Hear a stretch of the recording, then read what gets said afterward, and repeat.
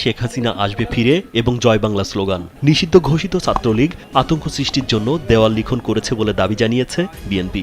এ ঘটনায় আইনি ব্যবস্থা নেওয়ার দাবিও জানিয়েছে বিএনপি।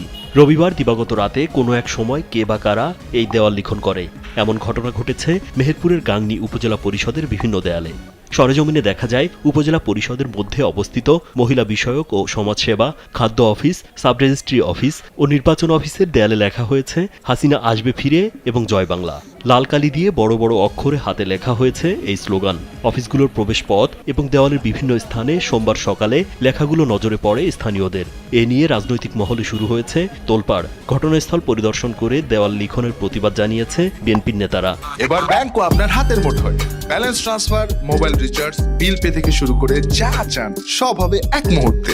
এনআরবিসি প্ল্যানেট পরিকল্পিত হবে যে আমাদের নির্বাচন অফিসে তারা বিশেষ করে টার্গেট করে তার নির্বাচন অফিসে বিভিন্নভাবে এই স্বৈরাচার খুনি হাসিনা প্রত্যাবর্তনের জন্য জয় বাংলা স্লোগান দিয়ে আবার হাসিনা আসবে ফিরে এইসব কাল্পনিক স্বপ্ন দেখে তারা বারবার, যদিও তারা ফিজিক্যালি আসতে পারবে না, তারা এই লেখার মাধ্যমে জানান দিতে চাচ্ছে যে আমরা এখনো জীবিত আছি, বাংলাদেশে এখন আওয়ামী লীগের অস্তিত্ব আছে। আমরা মনে করি আওয়ামী লীগের কোনো অস্তিত্ব নাই। তারা চুরি করে রাতের আধারে কাপুরুষের মতো জঘন্যভাবে কাজ করছে। আমরা এর জন্য প্রশাসনের দৃষ্টি আকর্ষণ করছি। সিসি ফুটেজ চেক করে তাদের দৃষ্টান্তমূলক শাস্তির ব্যবস্থা করতে হবে কারা এই ধরনের অপরাধে জড়িত।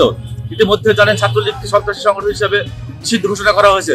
পুরো ছাত্রলীগ অথবা আওয়ামী লীগের কোনো সদস্য যদি এই ধরনের কাজ করে থাকে অবশ্যই নিশ্চয় তারা করিয়েছে, অথবা ভাড়াটিয়ে লোক দিয়ে করিয়েছে, অথবা তাদের যে কোনো ইন্ধনে এই কাজ করানো হয়েছে। যে কোনোভাবে বরদাস্ত করার মতো না। স্বাধীন সার্বভৌম রাষ্ট্রে এখন